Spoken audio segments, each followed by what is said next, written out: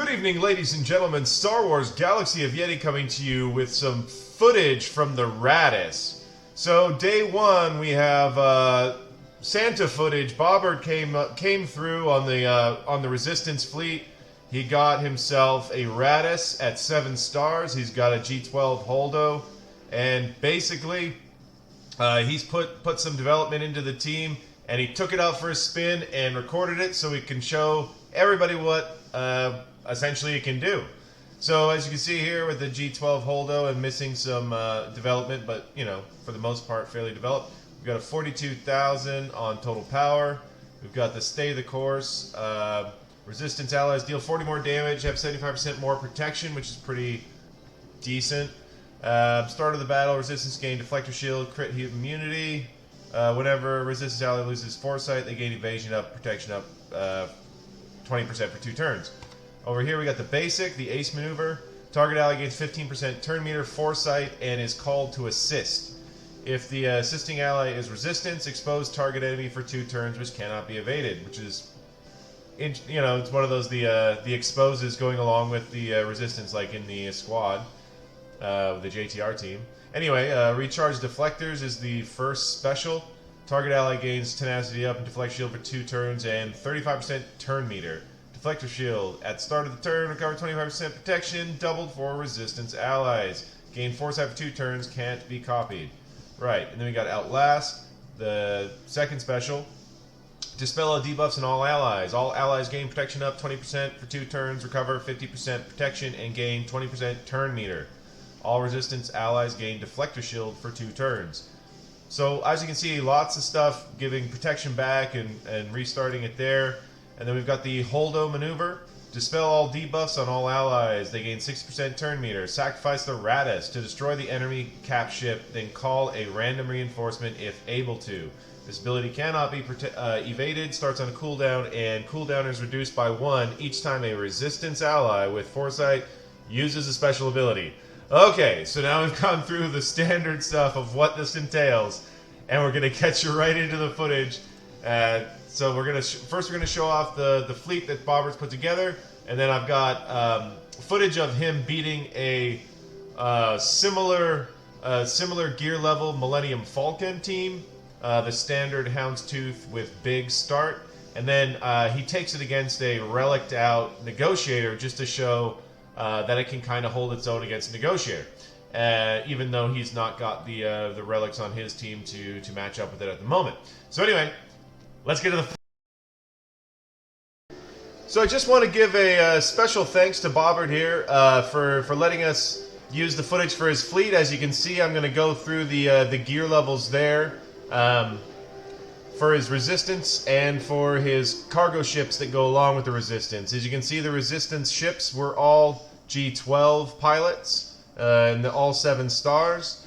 And then you look down here, you see Ray's Millennium Falcon with a fin. He's Relic 1, and then a G12 stick Ray. And you've got a relic on L3, and you've got a relic on Bosk. And then the 2 pilots for the Ebon Hawk are both G12 with the Zeta Karth. You can see the relic on Bosk is R7, so that's pretty much as good as it gets. And then, like I said, he's got the 1 Zeta on Karth, none on T3, 1 relic level on L3, and then only G7 and level 60 on Lando. So anyway, we're going to get right into the footage here, and here we go.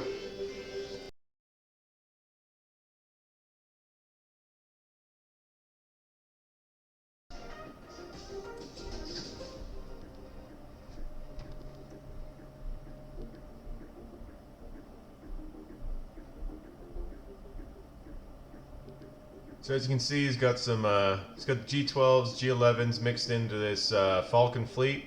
So fairly similar gear levels all around. I mean, obviously the Houndstooth being the one real different one for him.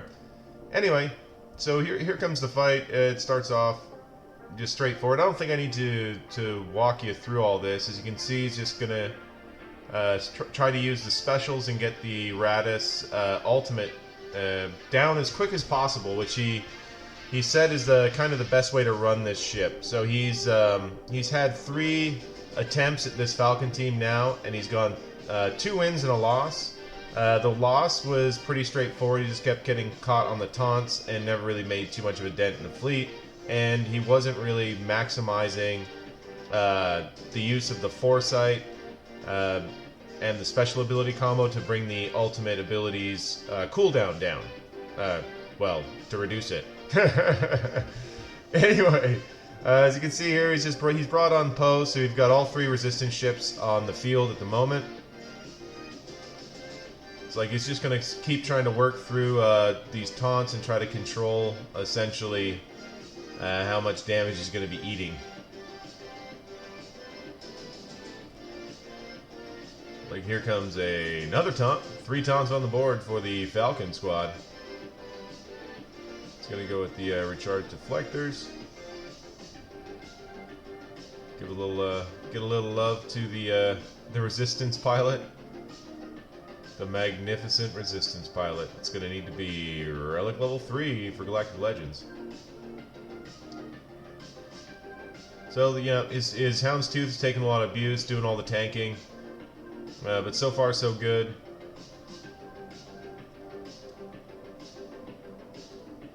So he's moving back to the bigs. It's like it can get pretty annoying moving between taunts no matter which team you are. I believe the Evan Hawk is the one he brings in now. Yep, Evan Hawk coming in. Let's go ahead and knock that guy right out. It's like now you can start working on Bigsy again. For what, a 4th time? It's a pretty annoying ship, Biggs, when he's not getting focused out too fast anyway. It's like here we come. We've got a 5th ship coming out for the Falcon Fleet. And going to clear that taunt right off. Does not kill him. But now we can wipe him out with the Raddus. Boom. So if he had 4 ships on the board, they would have just chosen a ship for you and brought it out. So they would have, like, it's an AI reinforcement. It's not something you choose, as you'll see in the Negotiator fleet clip. So, right. So now he's just working through what's left of this Rebel fleet with the Houndstooth there. Bye-bye to the Phoenix ship Ghost. And he's going to have to keep working on the Houndstooth, as it is a tanky, annoying bastard. So it's funny, the bonuses from the cap ships stay, but there's just no more interaction from the cap ships, which, you know, a fleet like Akbar's fleet, the Millennium Falcon fleet, gets a lot off of its ship, just sort of like the Negotiator and the Malevolence and such. This is, I think, the first time that, you know, you really see how much of a crutch almost is the is the fleet. Or cap ship, for that matter. Anyway, as you can see, he's going to go through and show you here. We've got, you know, a lot of relics on this Negotiator team. The R7, R4, and R3 on the starting lineup. This is a very good 6-star Negotiator, and it's one of those ones that's always kind of near the top of Bobert's chart, and it never really moves too far from there. Anyway, once again, I'm not going to go through every move. I don't think it's necessary, but you can see kind of the potential that he would be able to beat the Negotiator if it was at like relics. There's some opportunities to get at Anakin and such if you know, if there was maybe a little bit more damage and a little bit more like a little bit faster ships and such from the extra speed from the relics and things. But anyway, just sit back and enjoy and watch it for yourself, because I'm sure you don't want me gabbing in your ear.